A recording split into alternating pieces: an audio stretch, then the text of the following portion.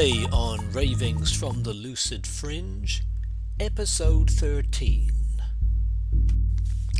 South African Elements, Earth, the Taste of Rocks, Namibia, and Geology.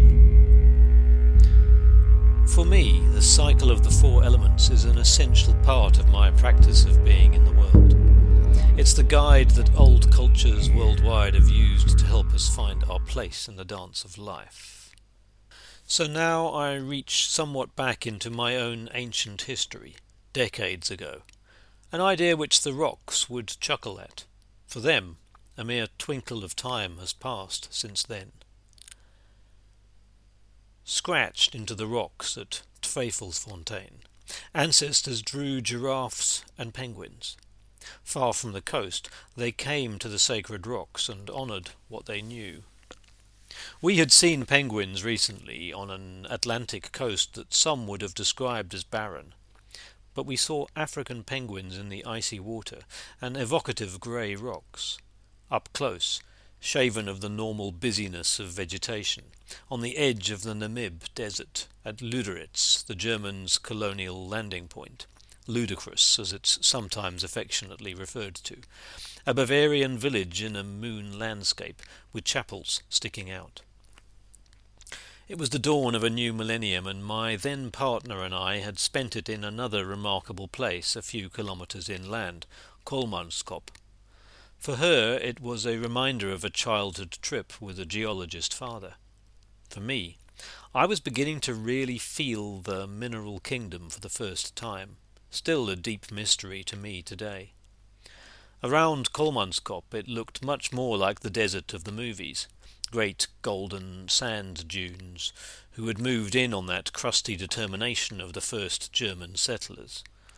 Their opulent mansions, possible only by bringing water in from the coast by train, funded by diamonds, have stood empty for a century, Canute-like reminders of an old folly. The slow waves of the dunes retaking these discarded human shells. We dressed up in formal clothes and ate from platters during one of the weirdest but most picturesque New Year gigs I've ever done. Hundreds of kilometres inland, at Duisib Castle, a further tribute to the madness that said, "God is dead, so I'll become him." A crazy fortress with furniture, wood for beams and floors and other materials carried across the sands by slaves in the first decade of the 20th century, that whiff of Teutonic arrogance birthing something terrible here in the desert long ago, before a first desert genocide to give unholy inspiration to others. The British authorities further south were not exempt from such extravagant architectural madness. Cape Town City Hall was built at the same time not from local quarries but from Bath stone, brought halfway round the world, setting a tone perhaps for today's global trade, harvested in one continent, shelled in another, processed in a third, packaged in a fourth. We have not learnt much.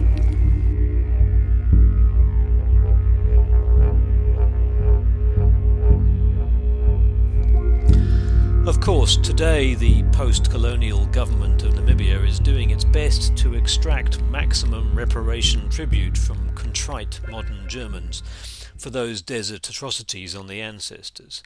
A potential rabbit hole that generally the ex-colonial European powers are doing their best to avoid engaging with. The rocks that built the castle were the only concession to locality. Red stone, uprooted from that area of the Namib, put determinedly to use, to create a structure so unlike anything else around. The castle was a fascinating thing of cruel beauty, a determination to impose a form rather than listen to what the land might be saying. Diamonds themselves often seem things we have brought cruelty to.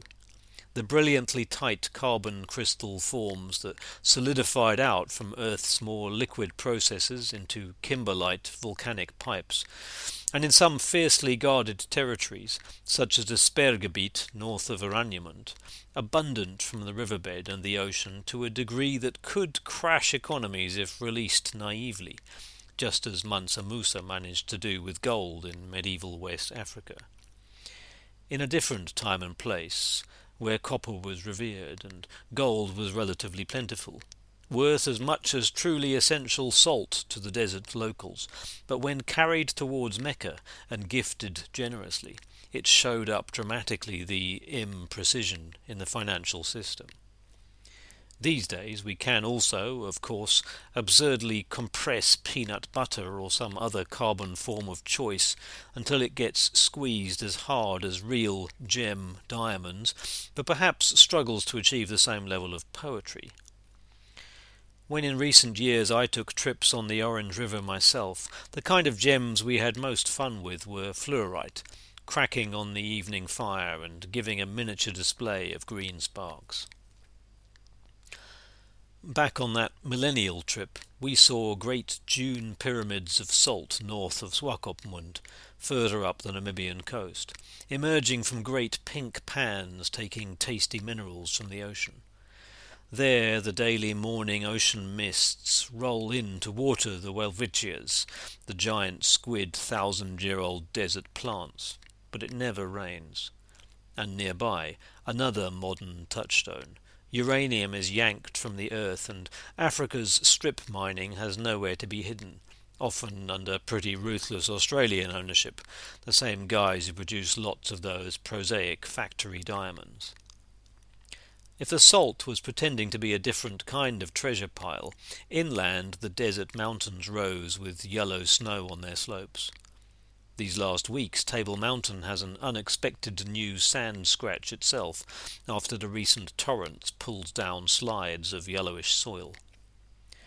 When we drove in towards the small capital, Windhoek, later in our trip, butterflies were bursting from every angle and the land was verdant. Farmers were talking of that rare phenomenon that they'd just experienced after early rain, a green Christmas. We gate-crashed the opening party for the Windhoek Waldorf School, the only Steiner School event I've ever attended with no vegetarian options whatsoever. Local Windhoek restaurants routinely feature such delicacies as crocodile steak. I've met plenty of wonderful Namibians over the years, but they sure live in a challenging place to be a soft-skinned human.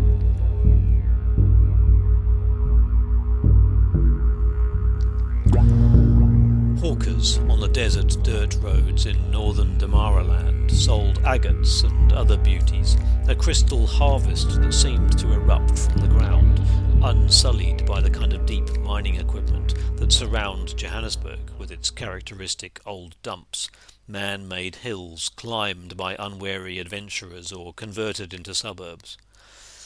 I'm often reminded of those wide Namibian stone roads we crossed, dusty and potentially brutal on tyres, when driving in the Karoo. However, in the parts of the Karoo I'm most familiar with, the shale is richer, softer than those grey Namibian rocks. A hard taskmaster for those who would grow things or build things, but still more yielding than the true desert, and far fuller of freaky plants. Every now and then, as we criss-crossed those dry lands, mighty sandstone fingers poked out of the landscape, waiting patiently for the elements to cause their final crumbles. On the Skeleton Coast, named for sailing wrecks, we saw a whale vertebra, the calcium all of us vertebrates take into our bones being returned to the slowly churning mineral soup. And the beauty of an igneous basalt intrusion is so very visible in this world, the striving upwards of some unknown god force that would pummel those distant, long-departed generals in no time. Down at the Sea Point Contact on the Cape Town Atlantic coast, a young Charles Darwin made an observation for his diaries that the Earth was probably older than 6,000 years, seeing the ancient intrusions there. I only saw this many years after being in Namibia, for in Cape Town the rock that dominates us all is still surrounded by ocean water and green bush. But here's a heretically creationist thought. Who's counting the years? Sure, for us short-lived humans it's a simple solar cycle. Were years always counted like this before we came along? Perhaps in rock years the Earth really is only 6,000 or so. For if I've learned one thing in my encounters with rocks, it's that they're not as dead as we might think. Standing above the Fish River Canyon in the south, where geological eons were visible in the way the river gradually loved the rocks into parting, we felt their conscious dance. A part of me senses that with our lives we're just retelling each other the same stories the rocks have been transmitting in some language we can't quite comprehend, far too slowly for us busybodies. In the North American sweat lodge, each hot rock is welcomed in with a greeting. Welcome, grandfather. The stones teach us something profound about ancestry. Before one such ceremony, I performed a visualization and met an ancestor I'd been excluding, knowing a little of his abuses. He asked me to find a grandfather and bring him to the lodge to transmute that energy. A native elder who was conducting a ceremony I participated in declared that with the right acknowledgement and gratitude, new grandfather stones would always appear, erupting slowly out of the fields to support us. A Namibian German I know, sweat lodge participant, placed a large rose quartz crystal on the very private grave of his own grandfather. A few years later, it disappeared. The Native American leader of the ceremonies told him simply the crystal had done its work. Time for it to move on. These are the mineral world's patient and quizzical reminders to us, perhaps, of the great mystery.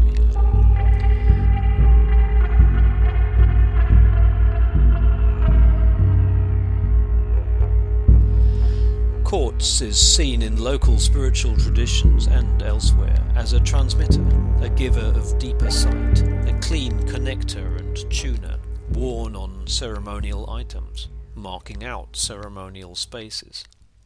Our digital culture has used it in tinier quantities, like desert sand, which is full of it.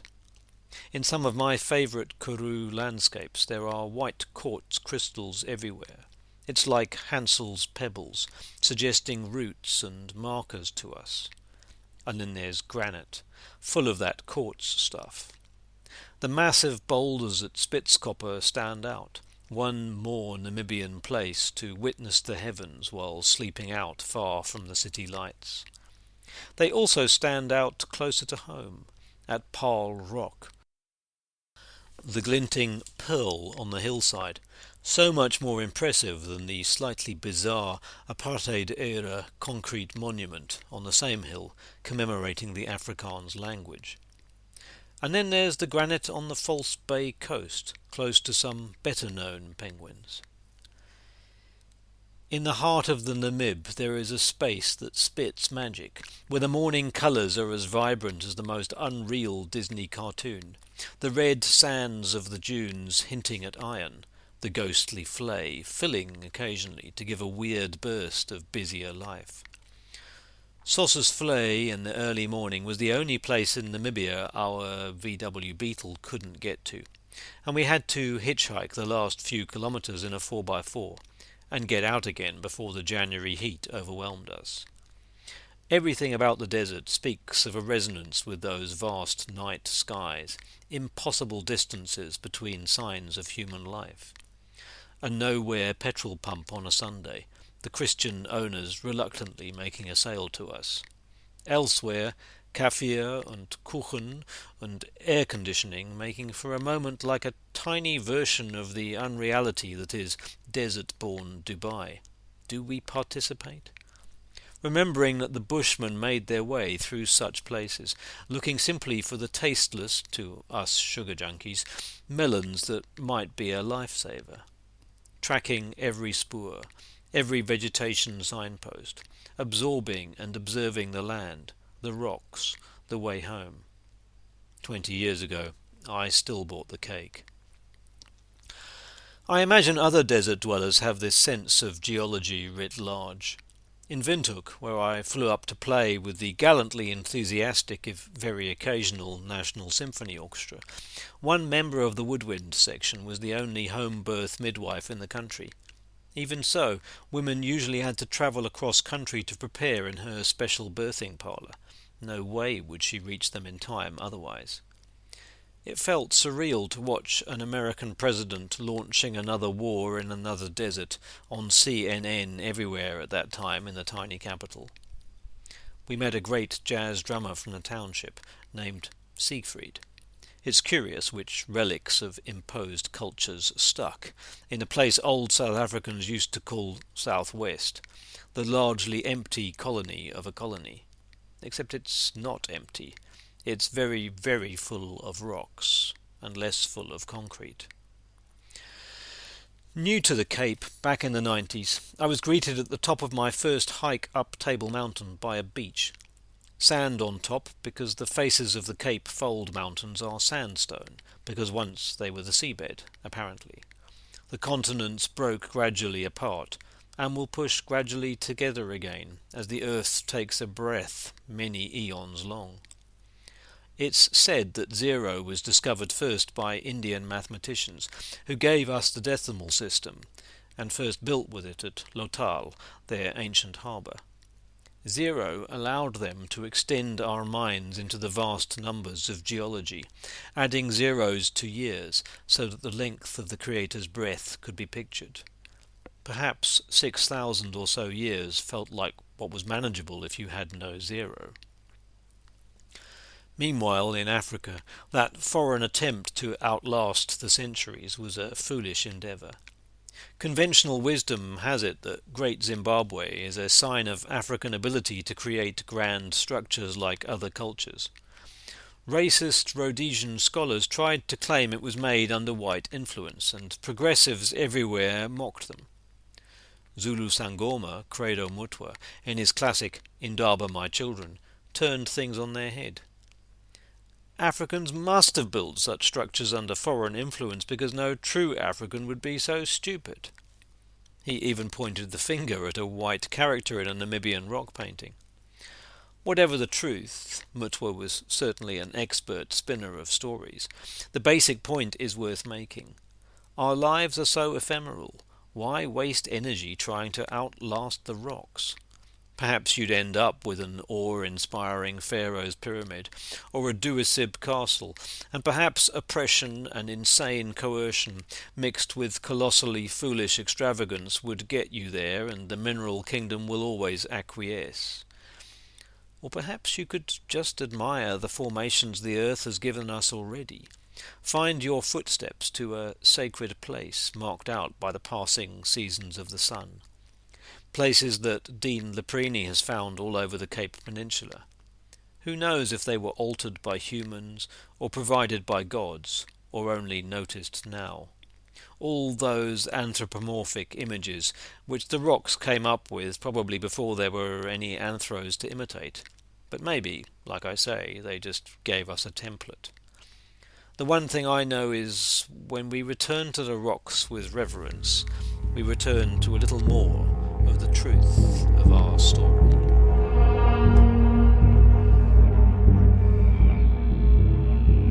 So, thank you for listening to this latest episode in the series, and you can find all of my articles and my recordings at lucidfringe.substack.com, except my music and poetry from the past, which is all available at simrickyarrow.bandcamp.com, and the background recordings and sounds that you will have heard are all either from those recordings or they are my own. Please do give this a rating if it's on your podcast app. Please spread the word if you enjoy what you hear, and if you want to give me some feedback or commentary, of course I'm very open to that. Any suggestions for future episodes? Okay, enjoy. See you next time. Ravings from the Lucid Fringe. Ravings from the Lucid Fringe.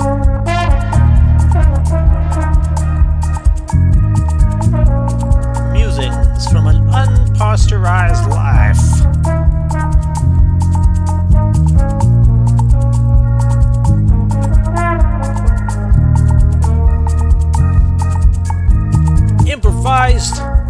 front line